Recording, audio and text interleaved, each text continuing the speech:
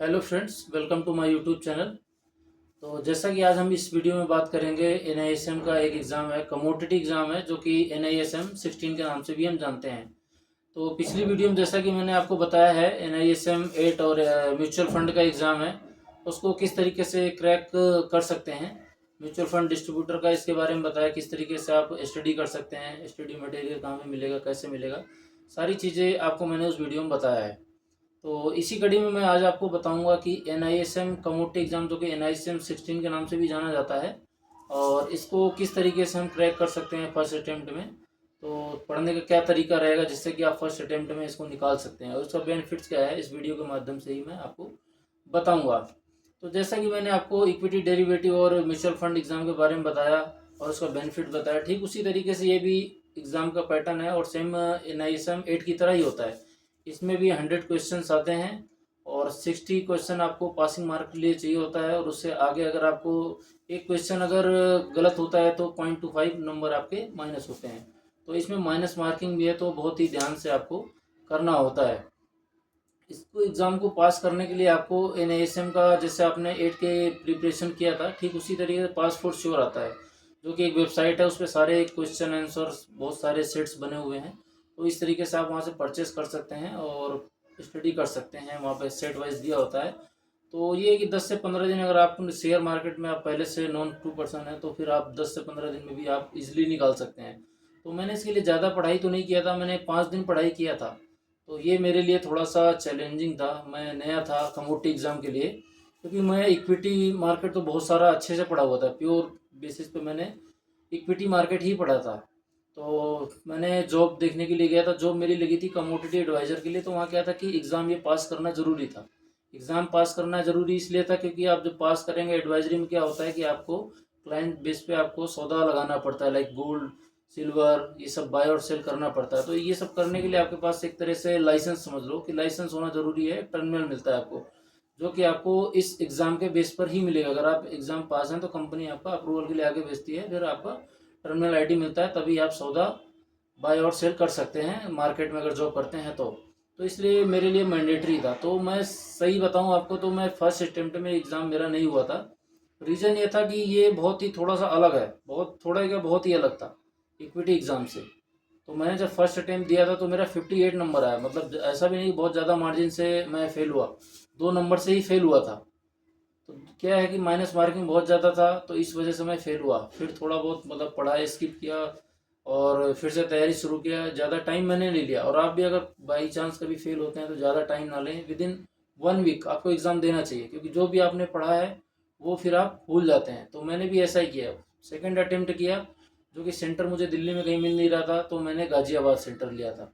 Ghaziabad centre लिया था, तो वहाँ एग्ज़ाम दिया था मैंने। तो वहाँ पे भी देखा तो वहाँ पे 56 नंबर के अराउंड आए थे मेरे।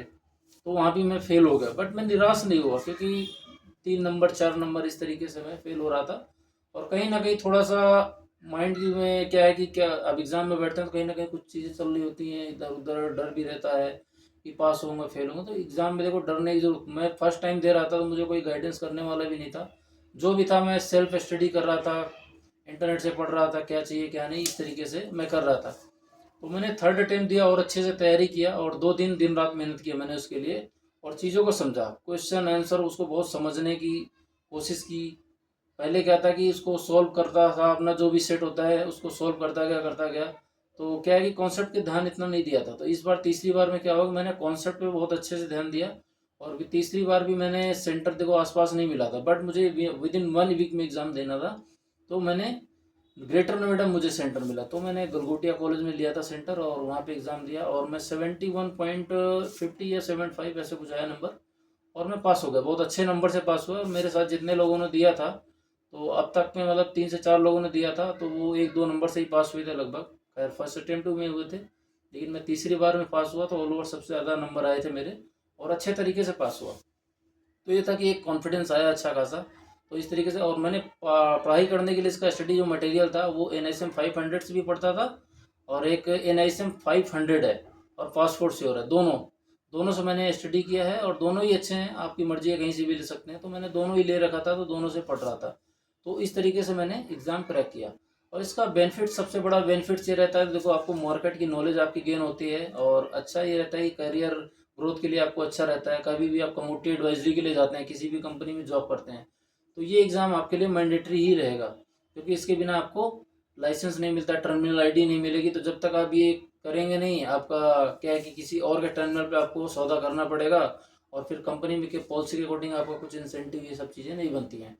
तो जितना जल्दी से जल्दी हो सके ये एग्ज़ाम आप पास करें, और पास करने के बाद क्या है कि कहीं ज्वाइन करना चाहते हैं तो हो सके तो उससे ज्वाइन करने से पहले ही पास करें, क्योंकि मैंने कई बार देखा है लोग बहुत मतलब 8-8 10-10 बार में भी फेल हो रहे थे, क्योंकि वही है ना, कॉन्सेप्ट थोड़ा सा अलग रहता है। लोग समझते हैं इक्विटी डेरिवेटिव एड जैसा ही है, बट वैसा नहीं है, यहाँ बहुत चीज़ें डिफरेंट रहती हैं। तो पढ़ने की बहुत ही ज़्यादा ज़रूरत रहती है आपको इस तरीके से। तो इसका एग्ज़ाम का बेनिफिट बहुत रहता है, तो आप स्टेप बाय स्टेप देते रहें एग्ज़ाम। जैसे NISM हेड मैंने दिया था, फिर म्यूचुअल फंड दिया था, और फिर कमोडिटी दिया। अभी रिसर्च एनालिस्ट का भी मुझे एग्ज़ाम देना है, और मैं आपको बताऊंगा उसको भी कैसे मैंने दिया, किस तरीके से मैं पास होता हूँ, कितनी बार मैं अटेम्प्ट किया, तो ये सारी चीज़ें मैं आपको बताऊंगा। और शेयर मार्केट में आपको जॉब करना है तो ये सारे एग्ज़ाम बहुत ही इंपॉर्टेंट होते हैं, मैंडेटरी होते हैं, और आपके साथ के साथ नॉलेज भी गेन होती है।